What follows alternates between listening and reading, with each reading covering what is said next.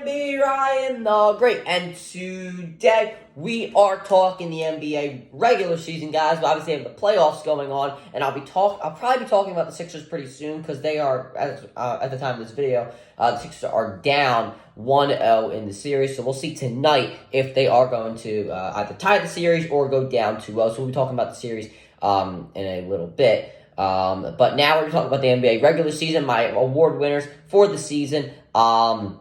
So, yeah, we obviously have the draft this week as well. My mock draft is going to come out on Wednesday. I have it all written up. I just have to record the video. That will be out for you guys on Wednesday. And, yeah, let's just get right into this one. But before we get right into it, guys, make sure you guys subscribe with your post notifications on. Go subscribe to my brother Lindy Ray Vlogs. Make sure you guys subscribe to my second channel at Ryan the Kai Great. Make sure you guys go find me on X RTG. Make sure you guys go find me on TikTok at Ryan the RTG. Make sure you guys go listen to the latest edition of the Star 7 podcast. Make sure you guys go find me on Twitch at Ryan the Great Podcast. Without further ado, ladies and gentlemen, let's go to the video and let's roll that intro.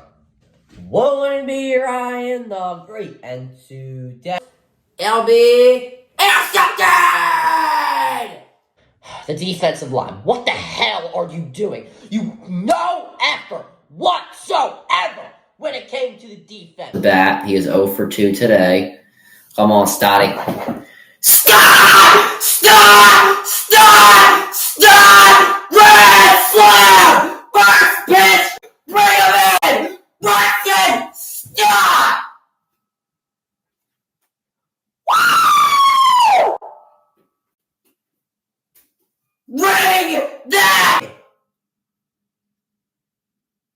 Yes! Oh, damn. 1, 2, 3. What?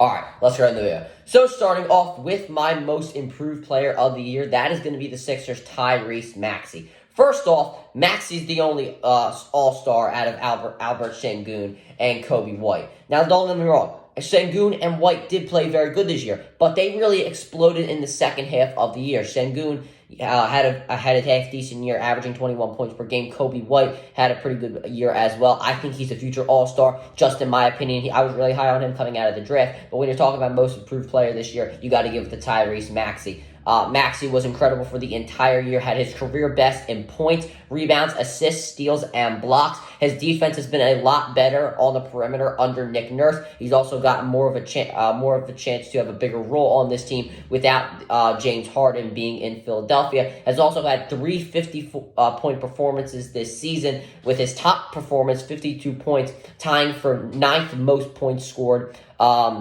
in a regular season game, that tying with, I believe, Devin Booker and Anthony Edwards, if I'm not mistaken. Maxey was the second option on a team that, before Joel Embiid got hurt, was competing with the Boston Celtics and the Milwaukee Bucks for Eastern Conference supremacy, that first seed. So yeah, the most improved player of the year is Tyrese Maxey. Moving on to Sixth Man of the Year. This is a very, very close race. And honestly, anybody could get it, but I'm going to give the nod to Malik Monk here. First thing, Monk came off the bench on every single game he played, that being 72 games this season. Bobby Portis did start in 4 games this year, and Naz Reid did start in 14 games this year. I do understand that obviously 4 and 14 games, not really a lot, but when you're talking about this race for Sixth Man of the Year, you have to be picky on every single stat. And don't really let the injury fool you for Malik Monk this year. He had this award locked up for the Sacramento Kings. His impact with Kevin Huerter with the Sacramento Kings this year was undoubtedly one of the biggest impacts in the NBA. I understand that he did not have a better record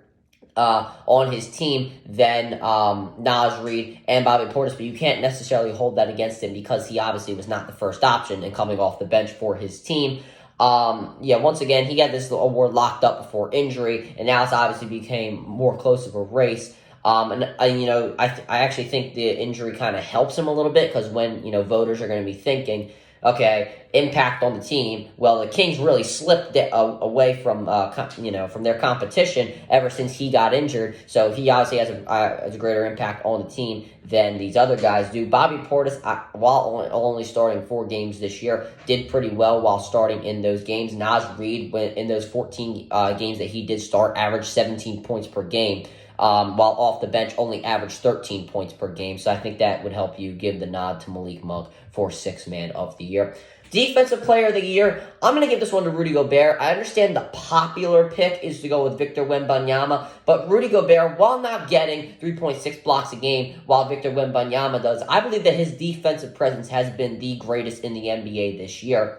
His ability to expand his game outside of the paint and be able to go on the perimeter. Guards are no longer running past him, getting into the paint for easy layups against him. You're not seeing that anymore like you did just a few years ago while he was on the Utah Jazz. You saw in the series against the Dallas Mavericks. He was not able to go to the perimeter and defend any guards, which either led to guys getting wide open threes or driving right past him for easy layups. That does not happen anymore. And that presence from Rudy Gobert has led the Timberwolves to being the best defense in the NBA, the best defensive player on the best defensive team. Gobert also averaged more rebounds this year than Victor Wembanyama. Might I also remind you that Victor Wembanyama earlier this year had 70 points dropped on him by Joel Embiid. That is the second most points scored in the NBA in a single game this season. And people are scared to go into the paint against a guy like a Rudy Gobert. I'm going to give the nod to Rudy Gobert this season. Rookie of the Year, while I'm not giving the nod to Victor Wembanyama for Defensive Player of the Year. I'm giving the nod to Victor Wembanyama for Rookie of the Year. And I don't think it's even close. Chet obviously had the better team, but he obviously had MVP candidate Shai Gilgeous-Alexander. Wemby also beat Chet this season, obviously outperformed him in that game as well. In the process of that, Wemby averaged pretty much more everything than Chet Holmgren and Brandon Miller, the two candidates that are with him. Also, Wemby has been on track and was on track in the regular season to get the nod for at least all NBA defensive team second, and probably all NBA third or second team as well. So I'm going to give Victor Wembanyama the Rookie of the Year nod. Clutch Player of the Year, in my opinion, I don't really see the point of this award, but it's counted, so I guess I'm going to have to do it. I'll go with Stephen Curry on this one. Shea and DeMar DeRozan were obviously in that as well. If you want to make the argument that, in one of the biggest games of the year, Shea beat the Nuggets with his game winner, then you can definitely do that, which helped them get the first seed. But that was only just one shot that was being clutch in the regular season. And if you would vote your entire award on that, I don't really think that's good to do, I guess you could say. I don't really think that's fair to anybody else. But Curry led the NBA in clutch, and clutch made points, field goals, and three-pointers this year. I don't really need to say more.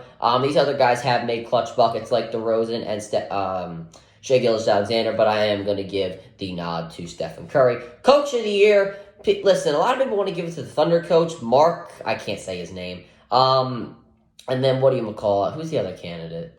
Who's the other candidate? It's the Timberwolves guy.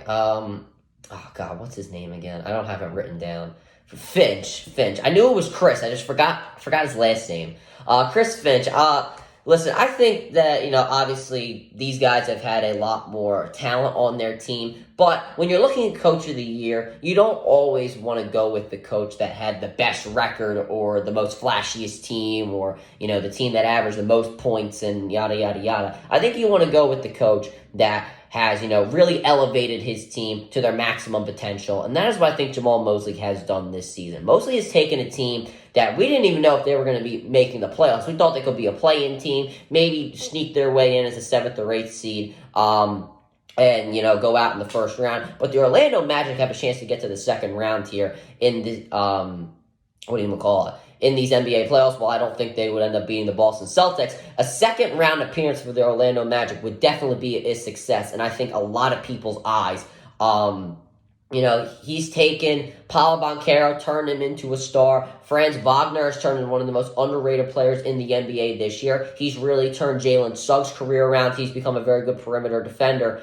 I think that we knew what the Thunder were going to do this year. We didn't expect them to be the first seed, but we at least expected them to be a top 5 team. We also expected expected Rudy Gobert, Karl-Anthony Towns, and Anthony Edwards with a year under their belt. We expected them to propel into stardom, which is what Anthony Edwards has done. Obviously, I'm giving the nod to Rudy Gobert for Defensive Player of the Year. Karl-Anthony Towns definitely really picked up his game after the first couple of weeks in the season. So when you're looking at all that right there, and even Naz Reid, 6th Man of the Year contender. So a lot of talent on that team. As well as the Oklahoma City Thunder, Chet Holmgren, Rookie of the Year candidate, Shai Gilgeous-Alexander, MVP candidate. Jamal Mosley did not have any of that. He did more when he had less. That's why I'm going to give him Coach of the Year. And now MVP. Listen, everybody's going to get mad at me, but I'm going with Nikola Jokic. Obviously, not everybody, but a lot of people are going to go with Shai Gilgeous-Alexander, and I get why people are going to go with Shai Gilgeous-Alexander. Trust me, I really do. There's also a lot of voter fatigue when it comes to Nikola Jokic, but you can't let voter fatigue decide who gets the award. Nikola Jokic has been the best player in the NBA for the past however many, 2 seasons, whatever you want to say, but voting fatigue is obviously going to play a role in that. You can't just kick him out of the conversation just because he's been in contention for so many years. I understand that Luka and Shai have obviously, averaged more stats-wise in the, kind of the more normal stats that people see, which is like points per game, other stuff like that. But when you're looking at a guy like a Nikola Jokic, he has had a far greater impact on his team than any of these guys. And I'm going to tell you why right now. You can obviously say, as I just mentioned, that Shai, Luka average more points, whatever. But they have not had a greater impact on their team than Nikola Jokic when it actually comes to scoring the basketball. Nikola Jokic, when he is on the floor, the Nuggets in 100 possessions average 11.8 points per game. But when he is not on the floor, they are averaging 8.6 points per game per 100 possessions. That is abysmal. And what do you call it? Jokic, as a big man, has played more minutes, more games. Shai and Luka have played more minutes than both those guys. I don't know why I just said Shai and Luka out of nowhere. He's had the best box plus minus rating in the NBA. Is first in PER. I think that's the second or third consecutive year that he has averaged the greatest PER in the NBA. If you want to say that Shai got the first seed, that's why you could give him an argument. You're looking way too much into the tiebreaker there, which I don't think is fair to do.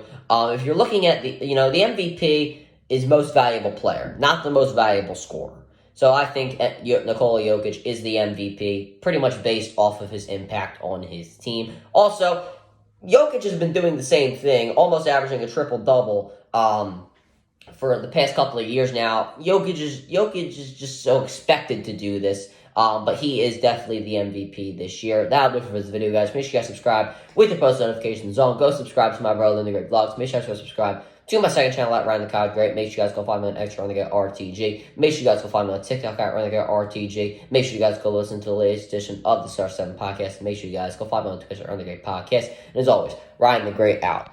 Peace.